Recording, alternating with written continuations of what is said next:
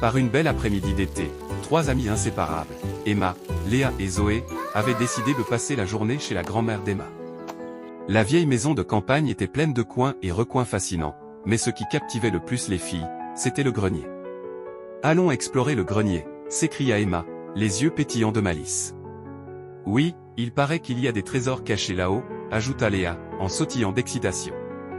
Zoé, toujours partante pour une nouvelle aventure, hocha la tête avec enthousiasme. Peut-être qu'on trouvera un coffre rempli de bijoux anciens ou des vêtements de princesse. Les filles montèrent les escaliers en colimaçon jusqu'à la trappe du grenier. Emma tira sur la corde, et la trappe s'ouvrit avec un léger grincement. Une échelle en bois se déploya lentement, et les trois amis grimpèrent avec précaution, riant et chuchotant tout le long du chemin. Le grenier était empli de vieilles malles, de cartons poussiéreux et de meubles recouverts de draps blancs. La lumière du soleil filtrait à travers une lucarne, illuminant la pièce d'une douce lueur dorée. Les filles se mirent à fouiller, chacune espérant découvrir quelque chose d'incroyable. « Regardez ça !» s'exclama Zoé, en pointant du doigt une vieille horloge à pendule. Elle est énorme et a l'air magique.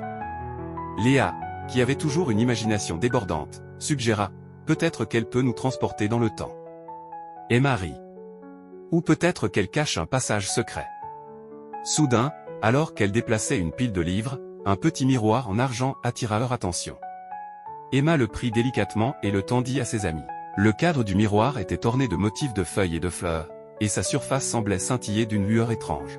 « Waouh, il est magnifique !» murmura Zoé, fascinée. « On dirait qu'il est magique », dit Léa, les yeux écarquillés. Emma, toujours curieuse, passa doucement sa main sur le miroir. À leur grande surprise, la surface se mit à onduler comme l'eau d'un lac. Les filles échangèrent un regard surpris et émerveillé. « Je crois qu'il y a quelque chose de spécial avec ce miroir », déclara Emma. « Peut-être que c'est un portail vers un autre monde », s'exclama Léa, pleine d'excitation. Sans hésiter, les trois amis décidèrent de découvrir ce qui se cachait derrière le reflet magique. Emma, en tête, toucha à nouveau le miroir. Cette fois, sa main passa à travers la surface ondulante, suivie par le reste de son corps. Léa et Zoé la suivirent de près, leur cœur battant la chamade. De l'autre côté du miroir, les filles se retrouvèrent dans un monde qu'elles n'auraient jamais pu imaginer. Elles étaient entourées de prairies verdoyantes, de fleurs aux couleurs vives et de créatures fantastiques qui gambadaient joyeusement autour d'elles. Un petit sentier serpentait à travers le paysage, invitant les exploratrices à le suivre. « Regardez, c'est incroyable !» s'exclama Zoé, émerveillée par la beauté du lieu. « On dirait un rêve », ajouta Léa, en tournoyant sur elle-même. Emma sourit.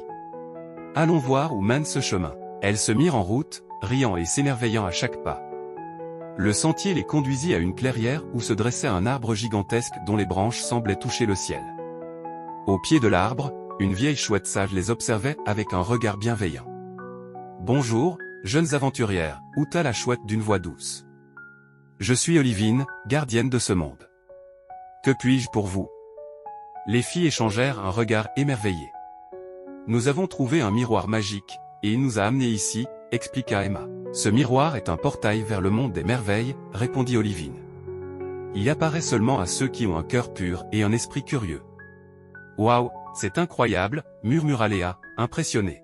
« Mais pourquoi le miroir nous a-t-il conduit ici ?» demanda Zoé, curieuse. Olivine déploya ses ailes majestueuses et expliqua « Le monde des merveilles est en danger. Un vent mystérieux a emporté les couleurs de nos fleurs, et nous avons besoin de votre aide pour les récupérer. » Les filles se regardèrent, déterminées.